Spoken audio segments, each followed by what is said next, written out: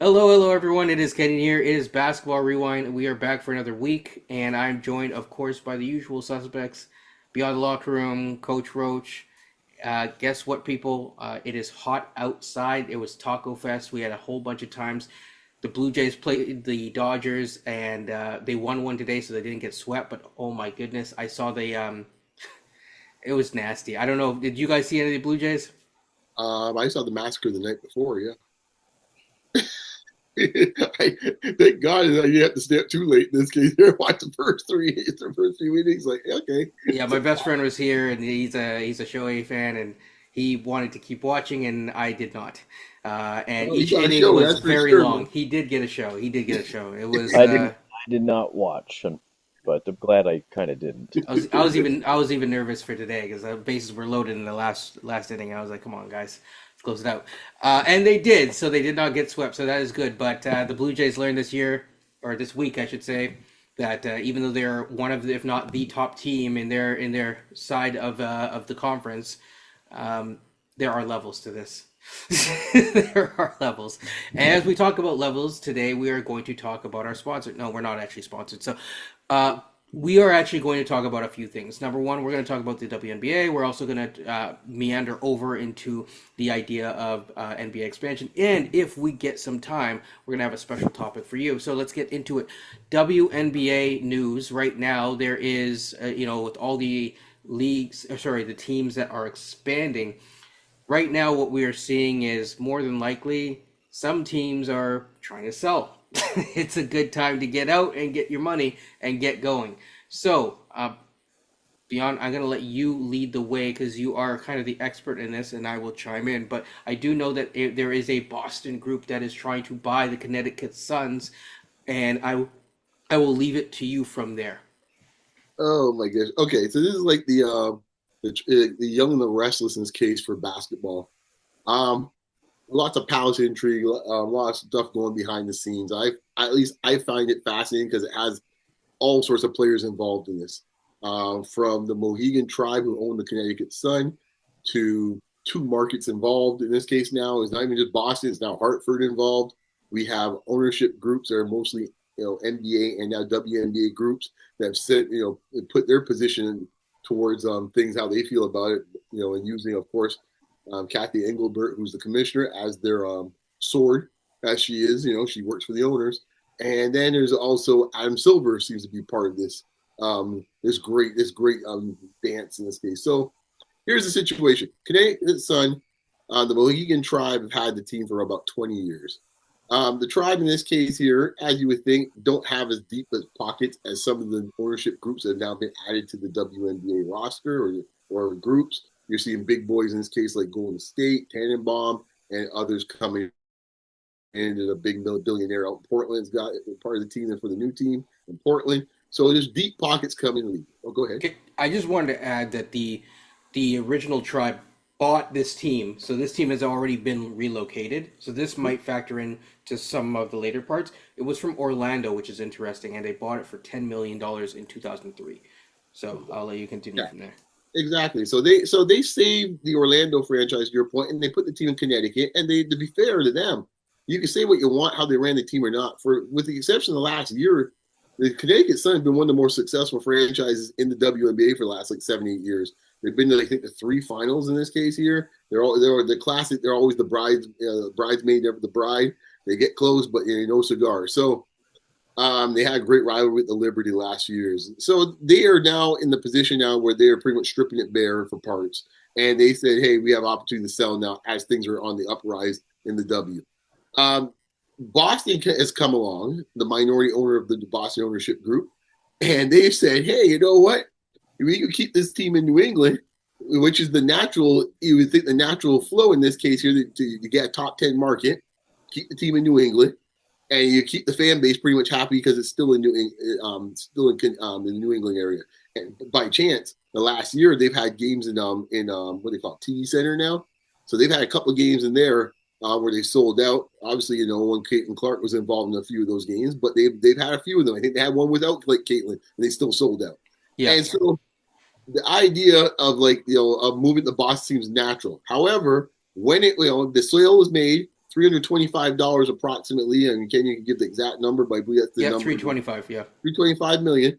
is what the Given, signed, agreement is so far. Let's agreement. say. It was Stevie Wonder, signed, sealed, and they thought it was going to be delivered.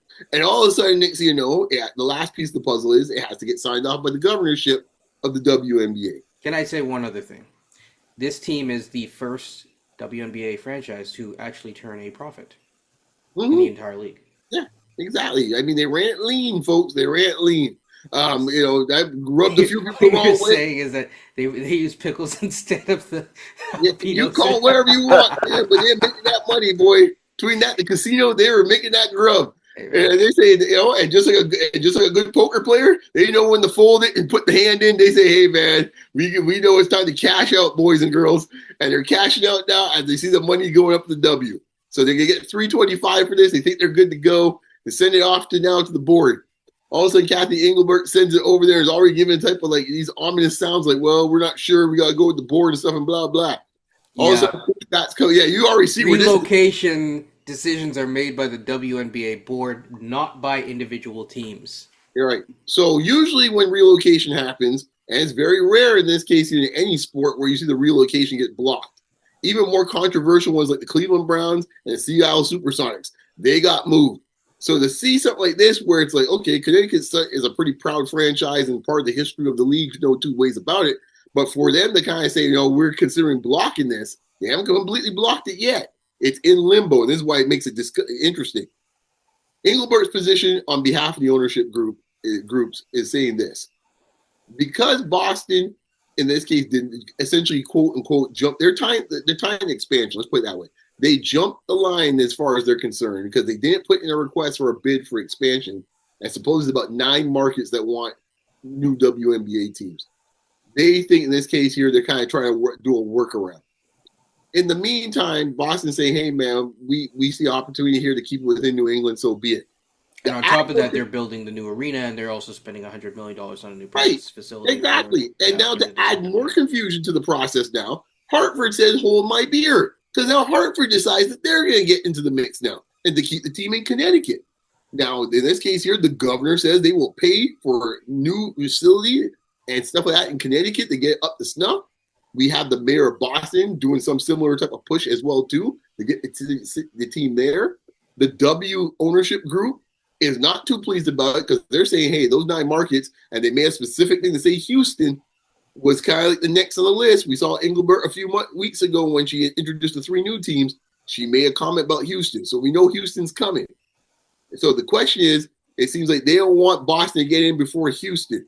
I don't know what the deal is for Tita and the Boston group. I don't know what's going on there. I don't know. It seems to be some interesting dynamics playing out here with some of the franchises that want, like Houston and a few others, might be former. Denver might be in the mix. So like, there's strange things going on behind the scenes with these ownership groups. I find fascinating, to the point now that this situation might land on Adam Silver's desk, since now he got to be, he got to come in here to the principal's office, and now he got to be the one to deal with the situation. I find this fascinating because I've never seen a relocation get stymied like this. I said before, the Cleveland Browns, as proud as a franchise ever, the NBA, NFL say, you ain't paying how much to take this team to Baltimore? All right, then. The same thing with Seattle, proud franchise, part of the lifeblood of the NBA history. And Stern said, okay, so be it. Off you go to Oklahoma City. Of all places, Oklahoma City. Okay. Yeah.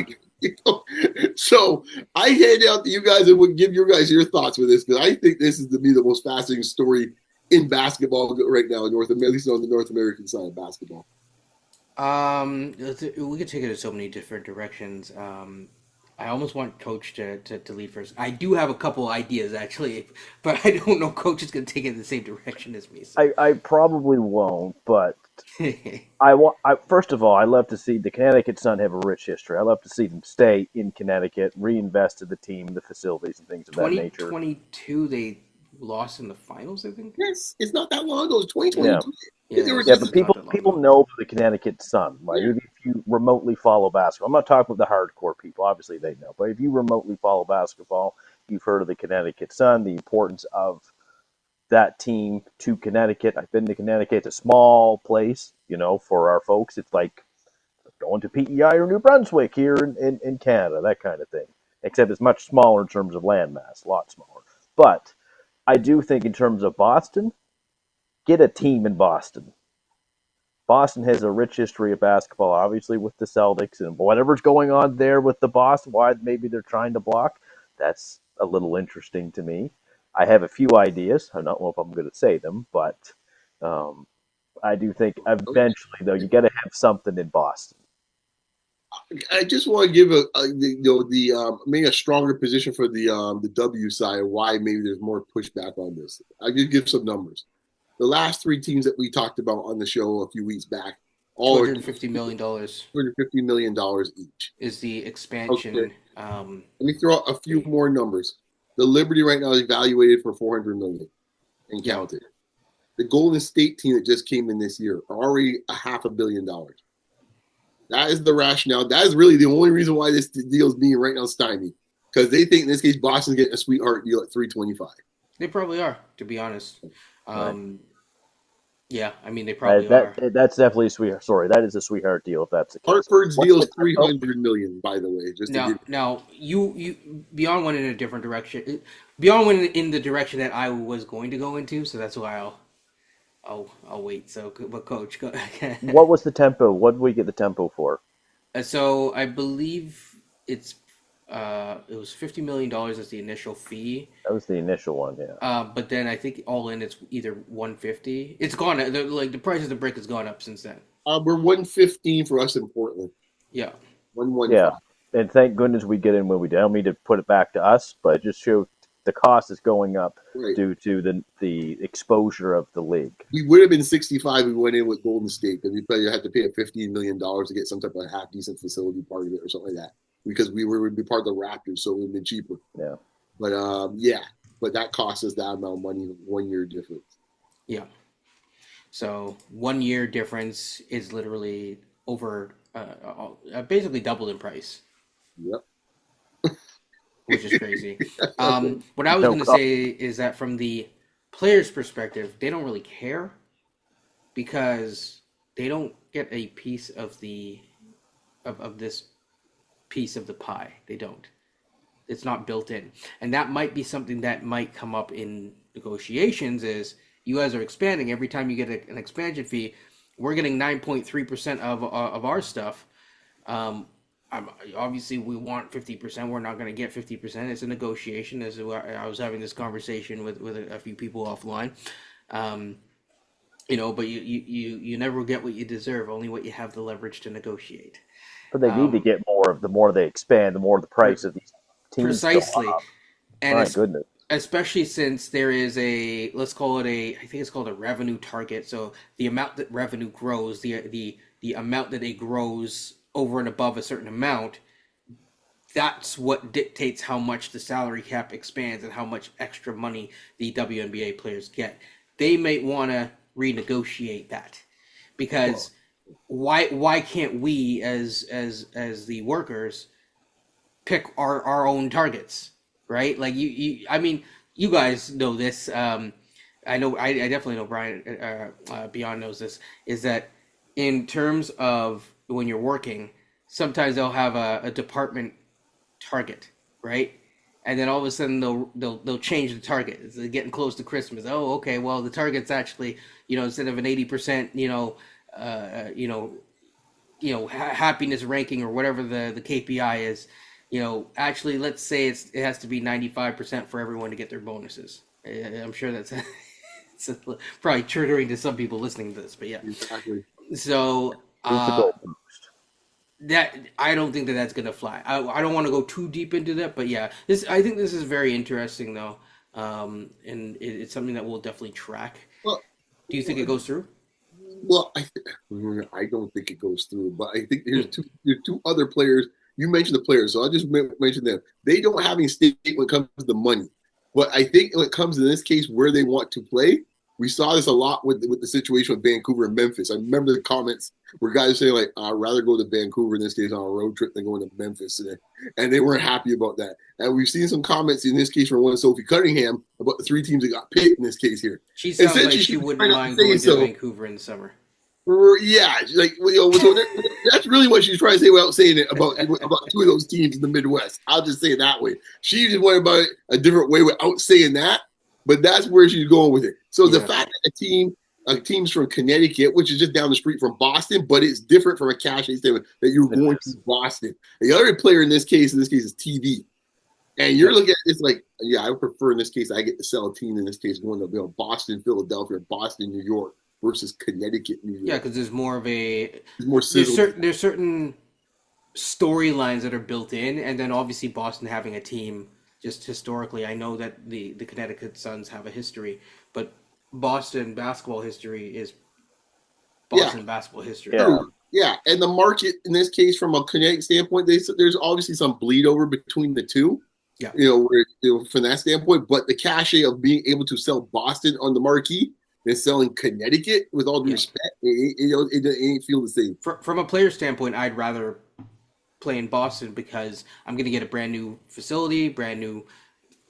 They're building a brand new arena because they don't own their own arena, so it makes that's and endorsements. That's another group, right? Endorsements are another. If you have a team, you have Juju coming into the game, and she getting picked by the Connecticut Sun or the Boston Shamrocks. You can sell that more if Juju's in Boston and Juju's in Connecticut, with all due respect. Even in terms of, I know people like the little brother Canada, but if she got picked by I know that they probably won't do it this way, and she won't fall that far in the draft, even with her injury and recovery. She's probably going to be like the number 1 pick. But say she's a number 2 pick or whatever, and she gets drafted by Tempo can't pick this high, but say it was a Tempo, or we traded up. We should actually. That's a challenge. That's a challenge, but it's a challenge by comparison to comparing it to Boston. But at the same time, Toronto does have a history. Mm-hmm. We've the Raptors winning. I think we've played WNBA games here. So as much as I say it's a challenge, it may not be. I don't think it's a challenge. It might not be a challenge. It might actually be like a strength, but especially compared to like Connecticut. I'm not trying to diss Connecticut. I'm just saying. But when it's all said and done, I keep telling this to folks all the time. It's like Raptors, and we'll get into this topic later on about criteria of top Raptors. But when you look at Raptors and look at their all-star teams and all NBA teams, Raptor players are more known around the league historically than, say, Sacramento players. Yeah, I mean, we talked about the other or day. Memphis players. Or Memphis players, right? Yeah. Yeah, we won't get into it today, but we talked about the last 30 years, us versus the Knicks, which and like when you go as they say, band for band kind of a thing. It's like, okay, who has more accolades? Who has more of this? Who has more awards? Who has more Rookie of the Years? All these things, like you stack it up. Most people would pick the Raptors. Mm-hmm. So yeah. Okay, so outside of that, do you want to now talk about the Euro NBA? I think this is a shorter topic, but just in terms of the Euro NBA. Basically, it is still interesting. It does still fit into the last one. There's a good chance that expansion is going to be maybe delayed by a year. It seems like the owners in the NBA aren't so ready to share a bigger piece of the pie. This is fascinating, right? The last story we're talking about, they want to share the pie, in this case, with the W. On the other side of the coin now, when you get down to the other side of the aisle, no, we good, man, we good. That's a big piece of pie. That's a big piece of pie. No, we good. I find it fascinating, man, this whole thing. Well, question. I have heard, like, for example, the Bill Simmons of the world saying they can see New Orleans being sold. I don't think that Adam Silver is looking for any team to move. So that's the first thing. Well, I think I would agree with Bill Simmons. If there's one team I think that probably should move. Yeah. If there is a team, yeah. Yeah. Now, New Orleans has been through a lot, but I for some reason, I think that they really want to keep that team there. But let me ask you, why do they want to keep it there? Well, first of all, just from the standpoint that you don't want a team to move just in general. It's a bad look. It means that the product wasn't successful enough to make it work. Oh, it hurts the local economy too. It also hurts the local economy. And New Orleans has been through a lot. Yeah, they've made a mess of it. Ownership. Let's just put it that way. But that's my point, right? Like, if you correct the issue in this case here for a weak link, remember all the other 29 boats are rowing in the same direction. and you got this one boat here going out the left field. I'm just wondering why not send it to a much stronger market, because True. it firm things up. My thing is, I'd rather that still circumvents expansion. Fair enough, but that happens all the time, right? Yeah. You got back your hockey team for circumventing expansion. And I think the NHL probably feels better, even if it's in Canada. It's like, you know what? We have a reliable income source in this case, even though it's a Canadian team, versus trying to do something in Arizona. Wait, I thought Winnipeg was an expansion. Winnipeg, Atlanta Thrashers moved to Winnipeg. It's Atlanta. You know, it's one of the Southern Belt teams, right? It's Atlanta, right? Yes, so, like, and it's very similar situations where they tried. You're right, because they tried hockey in Atlanta for Atlanta before. That's why. That's also why. We got the Flames. I might be mixing up my years, but I think that's how they got, because Evander Kane was on the Atlanta before. Yeah, he was. Yeah. But we did. Yeah. But the scenarios are, once again, we have two Sun Belt city teams, and Atlanta in this case have been tried once before, actually in the same decade, in the 70s, just like in New Orleans Jazz. We've been down this road before. It's kind of crazy. Like, I know part of it, but like it's like part of it's just hockey's just so expensive, and in Atlanta, it's like why, like who in their right mind is gonna go and gather up all the gear and all that type of stuff, go to the rink and like teach their kids. You know what I mean? Like, well, there's a lot. There's a It's a delicate dance because Atlanta's a very different demographic than most of the southern cities. That's what I was trying to hit. Yeah, exactly. And that's probably the reason why I'm trying to say, like, it ain't necessarily the biggest. Hey, we're only Atlanta guys. Going, that might work. That might work in Miami. You might get away with it. That ain't working. Lacrosse actually could maybe work there, but that's a different. Yeah, Coach. No, but with the expansion, I know you were talking about with Europe initially, but there's just too much talk about. The rumor is LeBron really wanting to own a team. And I think that's going to come into play with Las Vegas and then Seattle, because they need two teams, right? Yes. And you have two of those Midwest teams. You could put them in the Central Division in the East. I kind of hope they go in that direction. I know we're talking about the Europe stuff, but go in that direction first before you think about going to Europe. Well, I also think that they are considering, once an expansion or whatever happens, there's going to be some sort of realignment. For example, Minnesota, people won't like this, but if they realign things, Minnesota might actually be in the same division as the Raptors. And Memphis. They'll be in the Chicago division. It'd be one of Memphis to Coach's points or Minnesota. So, but I think Memphis is close enough to some of the other, like the New Orleans. Well, Memphis should be in the East. Like Memphis, Memphis has been trying to get out of the Western Conference for the longest time. It kills their thing because they're playing Pacific teams in this case here, and they can't watch half the games. It's like 2 hours. It's like 3 hour difference. Well, I think Memphis and Minnesota are both more or less in the same time zone, right? Yeah, there's Midwest. No, Memphis in the Eastern time zone. I think for the most part, like Memphis.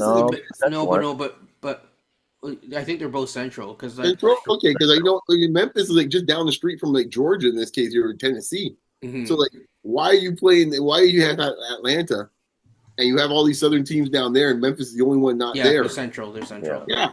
So like even New Orleans was central in this case here. New Orleans in theory could be played in the East as well too. They could.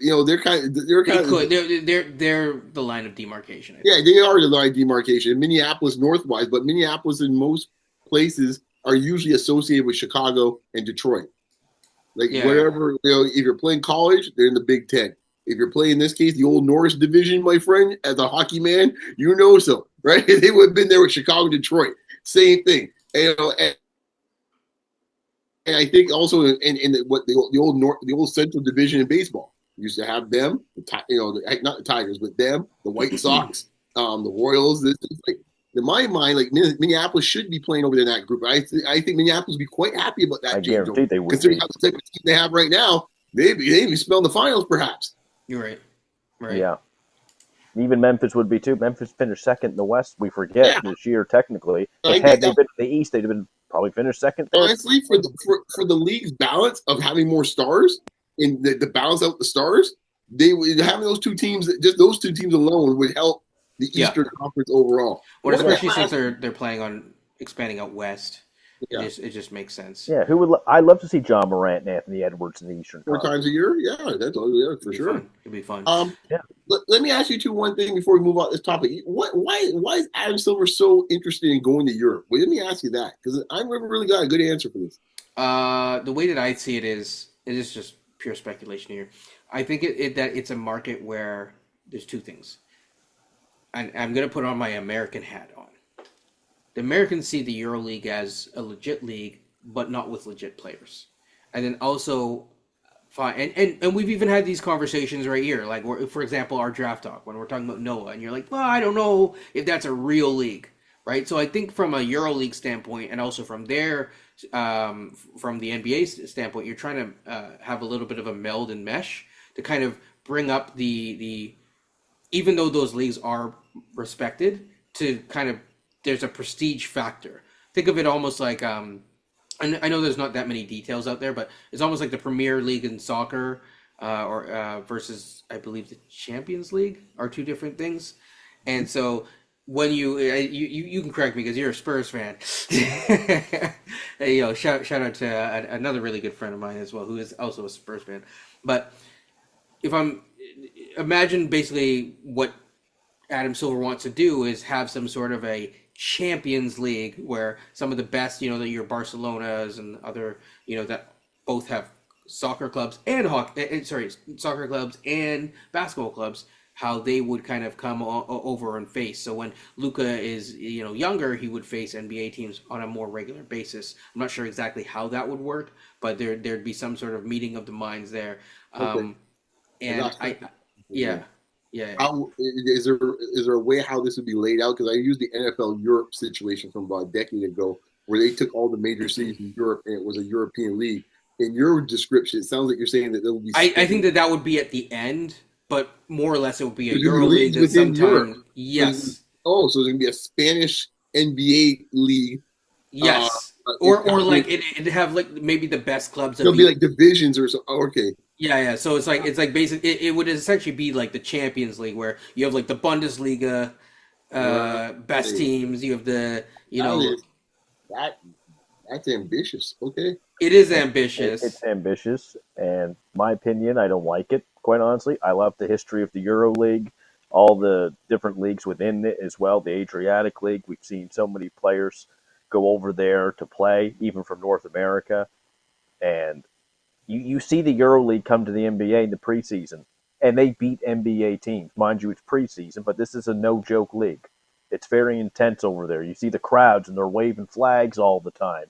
It gets pretty intense, and we already take their best players pretty much, and I want to leave it as is, that kind of thing. Now, if you worked out something with those leagues separate from the NBA and say, you know what, let's have a global championship someday. We'll take the top two teams of the Euro League, the top two teams of the NBA. Let's have a tournament. I could buy maybe something like that, but I just don't like the idea of. I kind of view it as invading their leagues in a sense. What about like involving the in-season tournament as a part of this? I don't know how the scheduling works with their leagues in this case. I have no idea. That's what I'm talking Yeah, I will say this though. Go ahead, Coach. Sorry, inviting some of their teams into the in season, that I can buy because you still because that works with your idea. Yeah, I like that. I just don't want to have this is the NBA Spanish League when they already have Spanish leagues over there that do very well. I'm just not. Yeah, and I know that some of the ideas that they're hoping that it's almost like an inverse of the Premier League where you have guys at the level of like Messi coming over here in their retirement days, or maybe you'd have like, I don't know, insert Brandon Ingram when his knees get worse, going over at age 30 to Europe, or Precious actually, because he's not, Precious is now, maybe Here's Precious what has some European fans. Say, and it will take 40 to 50 years probably for it to happen. I would love to see one global championship someday. I mean, really cool. Building up the leagues in Africa, building up the leagues in Europe, get the NBA, maybe there's South America, maybe there's like a real time. Let's have a big global championship. That's decades ahead. Maybe it's like what they did in the NHL, where it's like middle of the season. Like the tournament that they just had, right? Yeah, that one was the countries though, kind of thing. Yeah, yeah. I mean, we're not I'm quite there saying yet, specifically but leagues, but He's yeah, talking about it though. He's talking about it. Our friend Mouse was mentioning it already, so he's talking about it. I'll just say this last thing though. Well, on this subject, I do also wonder in this case, Adam Silver's kind of saying like he thinks he's squeezed out as much of the orange he can in America or North America, and that's the reason why he's moving to yeah, overseas. I think so. Unless you're getting into the Mexican market, which is probably not looking as easy to do logistically as I think he was hoping. I don't want And then, any. especially with geopolitics yeah. playing into that right now, I mean, even if you Yeah, look ahead next year with the World Cup, it's going to be very interesting how that goes well, I down. thought you were gonna go with something else. Oh, are you Quite obvious. disappointed? No, Okay. I mean, we got all these issues right now in sports right now with these gambling issues. That you can't play that in Mexico. Yeah, that too, but You're right. yeah, Folks coming back in boxes if that starts happening, man. I'm sorry to say it, man. You ain't trying to play that. You ain't getting your yeah, day, you get your day in court. it ain't gonna just be a Rico case Right. You get your day in court to go defend yourself, and an dude. expensive haircut and stuff like Right. that or whatever. Certain Yeah. individuals got something to say to you. Yeah, yeah. Okay, so here's my question for you guys, just on based on what we all just discussed. Hmm. What's the next move? If there was a next move, what is it? Is it the simple expansion, Vegas, Seattle? Is it Europe or is it Mexico? I think it's Europe. I think it's not Mexico. I think Mexico's, I'm just going by what we've talked, but yeah, I don't I think think it's it's Yeah, that. Europe. I think it's Europe. I think Europe is the easiest Really? because if they find some way to if they're just this is all talk right now, but it's serious talk. If if they find a way to license their product out to Europe, it's easy cash cow without impacting their bottom line. So from an ownership standpoint and a buy-in standpoint, it's an easy win. And so that's the one that I see that's most likely to happen. Yeah. Not what I want to happen. I want more NBA teams. Like, here's the crazy part. This shows you how big this TV deal is that the two expansion teams, based on the two sales that just happened in the last couple of months, the Boston deal Yeah. over 600 million, and was it 10? What was it? How much was It it was for like the 8 billion or something or It something. was Yeah, 10 I billion for don't the know. Lakers. For the Yeah. Lakers, 10 billion, and they are still saying like, "Nah, we good, man. We good." Because you imagine the amount of money they're gonna get for these two teams for Vegas and Seattle. Yeah, You but got then the price. I gotta share money down the road. These guys, man. That's the reason why no one can ever tell me, man. In a capitalist society, man, I will be always I be, gotta keep me and mine. I will always be pro player, man. And every day they make me, these owners always prove me right every day, man. Fair enough. Anything else on this subject? I mean, they're both interesting subjects, but yeah. Yeah. The Euro thing is, I see your point. It was just me, though. I'd keep it simple. Do Vegas and Seattle first, and then move to Europe if you have to. Start messing around, man, with that, man. For You'll sure. walk pretty much in another year or so if they keep messing around like that with this European league. So really quickly, FIBA right now in the summer is having the pre World Cup qualifying tournament for teams that aren't in the AmeriCup. So teams like Jamaica and Barbados are in it. There's been a lot of talk about Team Jamaica, a lot of talk about NBA players being on it, like two Thompson twins. I did not see two Thompson twins play. Jamaica beat Barbados recently to start off their tournament. I think Mexico's at the top of their bracket, but Jamaica is actually probably playing them tonight. Actually, right now, it's probably actually happening right now. But they beat their first match, 107 to 79. No Scotty Barnes, no Thompson twins, but Norman Powell did show up. And so I think that they're going to have a good chance of beating that tournament. Just a quick international hoops update. Other than that, there's nothing more from an international standpoint until end of August, which we've already previewed. Stay tuned. Check out that recent video. Okay, do we have enough time? So if is that a part, or do we have enough time? Because if we have enough time, Yes, man, we gotta give the Raptors the Raptor fandom and their all their All the glory. Yeah. you know, So let's get it over. recently, Trey Sampson and Esfandiar Beharani did a pod. They did a pod on the Raptors top 10. And here's how I'm going to tell you how I don't agree. No. Um, Instead of doing that exercise, I think it's more interesting to see because I think I missed their criteria. I wanted to talk about what is our criteria? How would we do it? We're not actually going to go through the top 10, but what is your criteria for any real team in the NBA? How would you rank a top 10, even just to start off with? Like, what's fair, what's not fair? Um, Like if we're doing a point system, I think let's do the categories and then like let's assign points because I like think for example, a longevity. championship is going to get the most. Well, yeah, but I think well, if you it's accolades, I guess would be the title I would put it down. You're a Okay. champion. You've been all NBA for the Raptors. You've been on All-Star teams with the Raptors. Defensive teams with the Raptors. I think that's what accolades would be definitely one. I think the other one's longevity. I think that goes hand in hand with it. Like if you're doing all that and you have the longevity, I think that moves up your point system more. Yeah. Cultural impact too. I think that too. That's a big one too. I think where you're seen amongst the fandom and Raptor fans and the city.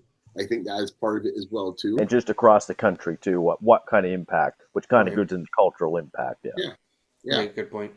Yeah, I think those three play into it. I mean, if you want to separate the championship, you win a championship. The Raptors a separate accolade. Fair enough. Would you include G League things and that sort of thing part of the developmental because it is part of the team. It is owned by the team. I would say that's a smaller part of it, but So much smaller. It's a much smaller part. Maybe that goes into like longevity more than anything. Exactly. Yeah. Gotcha. It's something there, but not really something I would put for accolade. Is it just players we're talking about, or are we talking about coaches and or ownership and or executives? I would say, even though Raptors have gone through some ownership changes as well, I would say focusing on the players.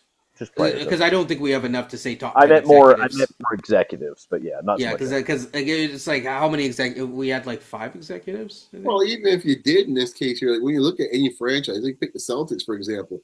If you're a very successful executive, you're going to be there for like 20 years. Yeah, right? Like our last executive was there for the past 13 years. The damn cigar was there forever, haunting me forever. Like he's there forever.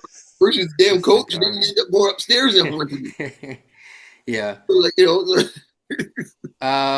yeah, I think that's fair actually. Like I don't disagree. The only thing is within accolades, what would you rank the different accolades? So for me, obviously with longevity, I would also put like I count longevity including like with points because just in general, you're only going to be able to put so many points per game. Like most people are not putting like 50 or something crazy like that, unless it's like something ridiculously historic. That's what I would say is just is scoring points and all that is longevity, and I agree because of that. You'll have some guys who are just like here for long enough that if you're around for long enough and you put up like a decent amount of points. Like if I put up 10 points on the Raptors for the rest of my career and I had like a 20-year career, I'm going to be close to the top there, right? that's the reason why I think the two of them go hand in hand with accolades and longevity, right? Because to your example, Morris Peterson is a top 10 player of all time. He is, in my opinion, he is. Yeah. It's mainly because of that, but you outlined the reason. This is very subjective too to the person as well. Absolutely. For accolades. What is your hierarchy of accolades? And I can give you like an example of a list of accolades, because we actually don't have an MVP on the Raptors ever. That's numero uno. That's the one that we need. We need an MVP on the Raptors one day. The Finals MVP. Yes. No. We have. Yeah. Yeah, that's what I'm saying. Those are like the top tier. Do you think an MVP is more just in terms of this? Do you think that's more important than an MVP? The Finals MVP? Well, in theory, it means you got further with your team. So I guess that's tough. It's tough, right? Yeah, because we're talking about individual. We're talking about players in this case, right? So like, right. it's like, like if you're a 3-time MVP for the Raptors, say for example, and yet we have one all Finals MVP versus one guy who played Finals MVP. I don't know. I think the 3-time MVP guy would get the nod to me. I agree. I agree because I can't put like Andre Iguodala in the top 10 to go. You know what I'm saying, right? Cedric Maxwell make the top 10 Celtics? Hell no. No. No disrespect for him, Brad. Depends on the context. Like, had Fred won Finals MVP if Hubie Brown had it his way, because Hubie voted for Fred, Kawhi Right. never had the unanimous vote. I mean, that would change Fred's, how he's been viewed in his NBA career, and he's had a good NBA career. No doubt about it. But if he won a Finals MVP that year, yeah, like people would be shocked when I say this, but Chauncey Billups might be barely in the top 10 for the all-time Pistons, for the top 10 all-time Pistons, and it might be shocking to hear that. Yeah, that is a bit. I could rattle off 6 guys ahead of him already off top of my head. Yeah. I mean, so this is a good example, right? Here's another thing, like, because we've actually had a lot of these Rookie of the Year. Do you put that as? I mean, it's one heck of a way to start a career and get an impact, and also build a culture around you a little bit. Where do you rank that, for example? To me, in some strange way, it's kind of like Finals MVP. Yeah, Because it's a little more random. like it's good, but it's like, right. as you said, like to me. And now this is I'm kind of contradicting myself here, but like the difference between MVP and Finals MVP is, I think I'm not saying it's harder, but in some ways it takes a lot more, as they say, testicular fortitude or whatever, to get through the season and be able to get yourself to an area where you are at that level. Yeah, and then when you start going through 16 game players versus 82 game players. But I think you got to look at that too. When you look at different players, you say, okay, how many times were the top 5 MVP candidate over their career? And you start seeing there's like 8, 7, 9 times. Like it's like, okay, that dude's for real in this case here. So the Rookie of the Year is a one-off in some ways, like a Finals MVP. And it's like, okay, that's true, because you can win the MVP multiple times. Yeah, and it's like it's like you might have had just the right year at the right time. It really is the holy grail. Yeah, you're the right year at the right time. And the thing is, unlike, I remember Nick Wright saying this. Actually. Oh, especially with the win totals that are needed. Right, but Nick Wright mentioned this years ago when he was doing his top 30 or top 40. And I would advise folks check out his YouTube channel on that. And he broke those down a summer ago. And he said that, and the reason why he was so irate at the time when Jokic got the first or the second MVP, or the case may be, was because he made the point, and he's so absolutely right about this. More so than any other sport, you can literally list off the best 50 players by just looking at the MVPs. Yeah. More so than any other sport. You go to football, there's some random dude in this case here that is like, some random, especially in early days, like, who the hell is that in this case here? Baseball can have some of those years, not as much. Baseball's pretty close too, but baseball have an odd stuff. It's like, whoa, who's that in this case here? And baseball tends to be swayed towards sluggers. It's very rare for a guy, it's like a 5-tool guy, might hit 340, but, steal a bunch of bases, unless he's like Ricky Henderson. But for the most part, No. But the NBA, you put that list of MVPs there, you literally have your best of whatever number you want right there. Do you guys put all defense high? I put all defense higher than all NBA personally. No. Only because there's only 10. No. Okay, so I'm alone in that. Okay. No. Because then we got a lot of dudes out here in this case that go and give you 8 points a night being all defense in this case here. I'm sorry, man. No. Yeah. Like how I would do it is I would actually, to make it fair, I'd actually have a scoring system and figure out the scoring system, or 5 points for this. Okay, so that's it. And what about most improved? That you can win twice, but it's hard to win it twice. Twice, yeah. I think that Rookie of the Year, where it's like it's a very good accolade. You definitely got to put. Would you put it as equal to Rookie of the Year or below? I have Rookie of the Year higher. Most improved. I agree. Guys can win most improved, and it's like, I agree. Like Dyson Daniels could have won most improved. I wouldn't have him in the top 10 of Atlanta Hawks. No. I agree. Rookie of the Year is higher. I put Rookie of the Year a little higher, just because you are the best of all rookies that year. Like say just randomly putting it. Say like the highest you can get is like 10 points on a for any of these accolades. So the MVP is worth 10. Finals MVP is worth 9. would you say the rookie of the year is worth like 4 and MIP is worth 2? No, I was like 5 and 3 or something like that in this case. 5 and 3. Okay. I Okay. also have all NBA up there. All And NBA's way ahead of that. Like that's all a big one for me. I How many agree. times you've been on that? There's how many spots are all NBA? 10 or 15 or 15. 15. Yeah, Three 15. teams. you're a 15 the best players in basketball for your season. That's Yeah. Yeah. All NBA's a big one. I also think, and even when, because you hear this, it's like, okay, actually Pascal's a good example where the talk was, well, even he may not get his money even if he gets All NBA because he has to get an All NBA second team or higher, right? I mean, So that's a good example where, you know, there already when you're in this top 15 category, there's a certain level of respect, and then even within that, there's debates. Like it's tough. I think those guys that say that in this case is like, what you're trying to tell me? Someone's half pregnant? Are you pregnant? Well, to be fair, it's a Grange report. Yeah. You're either pregnant. You're Coming not from pregnant. the front office towards thing, but Yeah, because that's nonsense. You're all NBA. You're not all NBA. Like Schrodinger's baby. right? It's like well, it's like 2/3 the baby. No, you having the baby. You're not having the baby. Like, have you guys? This is bad. But have you guys ever watched or read Far Side? Uh-uh. I heard it. Okay. God, so Yeah, put it in caveats. Like now, it's like, oh yeah, you're making all NBA third team now. it is one of those things where it is kind of binary. Either you are or you are not. Okay. The next thing is, yeah, we talked about all NBA, All Star as well. I think it deserves respect, Yep. but I think even within that, it is fair to say that there are levels of All Star, which is why if you were going to give one score for All Star, it should be much lower than All NBA. I think so, but this is where I would say with All Star, I would say Because you can't be an All NBA reserve. no. But I would say this. I think you almost have to tier the point system for All NBA and All Stars. Yes. In other words, if you make it once, you get X amount of points. If you make it in this case 3 times or more, you get more points in this case here. Oh, right? okay, I see. Right? Like Yeah, because there's a difference between a 1-time All Star versus a 3-time All Star versus a 6-time All Star versus like a 12-time All Star. Yeah. Right?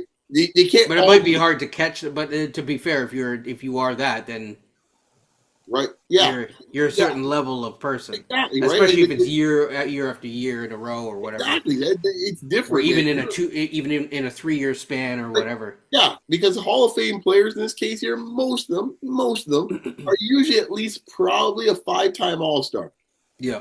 All of them, but more times than not, they're around that 4 or 5 All Star. If you get around that range, you're in Hall of Fame possible territory. I agree. I agree. So yeah, I mean that's really all. I mean, I didn't want to go too deep in terms of that, but I think it is a fun discussion. The cultural impact is probably the toughest one to measure, but it's very, very important as well because it's like Vince, for example, is. I mean, I think it might be. Is Vince alone in that? Like, not away anything from a guy like Kyle Lowry or anything like that. When I think the game of basketball and how the growth of it, did Vince have more of an impact or Kyle Lowry? And I'm not saying like one over the other. I'm just curious. What I will say is this, and I'll say like that team, forget Kyle Lowry specifically, that team, that impact will probably have the same, if not bigger impact than Vince when all is said and done. It's just we haven't seen it yet. But it's just like Shea winning this year and then going back to Hamilton and bringing that home. And people saying like, I'm proud to say that like a Canadian is the best. Like when kids talk about like Steve Nash, for example, like a lot of people from Vancouver, the West Coast, all of them are like, oh, I really got into it because of Steve Nash. It has that level of an impact, especially seeing someone be that successful on that level. So I think Vince would have. It's hard. It's like Vince is a pioneer in that way. It's hard to be another pioneer. Yeah, but I think there's also a third element too that you guys maybe not hit on is there's a certain, I don't know, there's a symbiotic relationship with certain players in certain markets and certain fan bases. That too, yeah. Because like in this case here, right? Bosch and Vince played for essentially the same amount of years. Do they feel the same way? Yeah. No, they don't. Right? In this case here, right? There's guys that played less than Bosch, for example. I know I'm trying to pick on Bosch in this case because I think Bosch is one of the best rappers of all time. But if But Bosch top won, five. yeah, oh yeah, that's right, some right. people don't agree. Some people don't even have him in top six. Oh, I've heard. I've read. But Crazy. That's absolutely crazy. but But Bosch is not 10.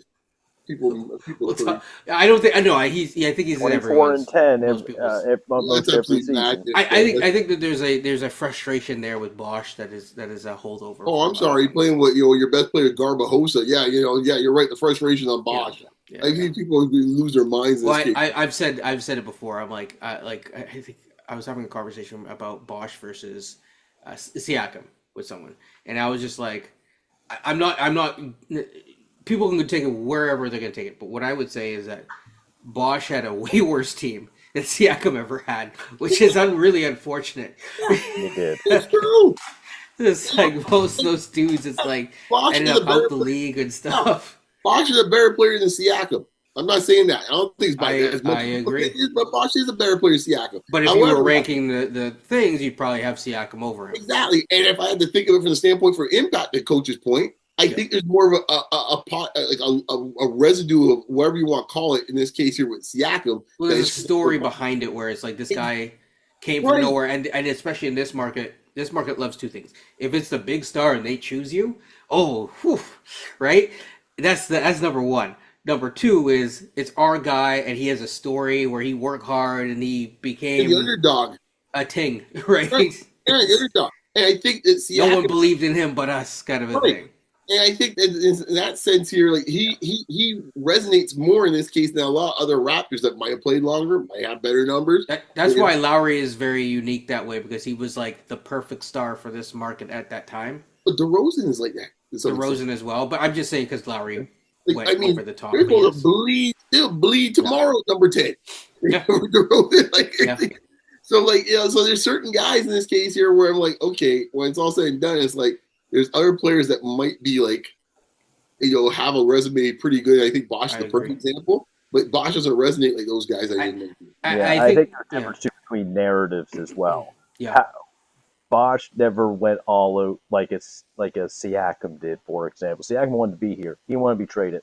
Bosch was talking about air quality. Bosch wanted to get out as soon as he could after signing that deal. But when you look at their peaks and some of the numbers, Bosch was better at his peak in Toronto than Siakam was. I would think, in my opinion. No, that's no difficult. But I think Bosch's personality too. And there's nothing wrong with his personality, but he's kind of more like a bit like a Tim Duncan to some extent. Where Bosch is like, there's not a lot to kind of grab a hold of for folks. Siakam in this case here has the smile. Siakam in this case we watched grow up in this case here. Siakam in this case here has a lot, his own kind of quirky type of charisma in his own way, right? That Bosch ain't give you none of that, And I said before, I ain't trying to pick on Bosch. There's a few other No. He didn't stay there as long, but Camby same way, Yeah. Yeah, I mean, I agree. Bosch was given the keys. They said, Vince, see you later. We believe in this guy. Similar to Siakam and Scotty. Siakam, you're out the door. See ya. Well, the way I look at it is Bosch as a Raptor was 1, 2, 3, 4, 5-time All-Star in a row. Yeah. Anyone else besides him and Vince do that? I believe he holds the record for tied with Vince if Vince also has the same amount of time. Yeah. That's it. And that's a really hard thing. And he started doing that just so people are aware from his third season onwards. Right. And I think he made some All-NBA. He did have one. Yeah. He finished top 7 in MVP. Isn't that weird in this case here? If you had to ask that question, who has more All-NBAs, Bosch or DeRozan? You'd be feeling shot is actually DeRozan has more All-NBAs? Yeah. In their entire career, actually. Bosch didn't get it that many times. All-NBA is incredible. Too, though. KG, Duncan, Amari Stoudemire. There were so many fours that were. About my man with the one leg. Well, some people have said like that actually works in Bosch's favor from the standpoint of the All-Star teams. But I personally, I would actually say this is why you should have positionless teams. Just let them, especially for the awards. Yeah. Or at least do how they do it front court, back court. But yeah, I think that's a pod, guys. All right, man. I think that's a pod. But I mean, we could totally get into ranking. Oh, at some point, I'd love to talk about ranking single seasons, not including playoffs, because that I think is a very more interesting discussion in terms of the top five. So yeah, but we will hit on that another day. Final news: Chris Bosh, or sorry, Chris Boucher is no longer a Raptor. I already covered that in a different video, Coach. I know you didn't. I didn't get your thoughts, or Beyond's thoughts. And then finally, Cam Thomas is seems like he's going to go back to Brooklyn and sign the qualifying offer. In terms of Boucher, I'm very happy for him that he get a contract. Boston probably get a bargain at that deal, considering some of the numbers that he might put up with them. They don't get many bigs on that team. He's expected to have a significant role. Boucher could start. I don't think he will, but he could. Wouldn't shock me. Mm-hmm. And I'm just so glad for his sake that he is out of here, because the disrespect from Darko or maybe it's the coaching staff that they gave to him last year. It was too bad to see that. Not just him, but the front office as well. He escaped the sunken place. Yeah, so I'm glad he's going to Boston. Get some playing time. Beyond final thoughts before we get out of here.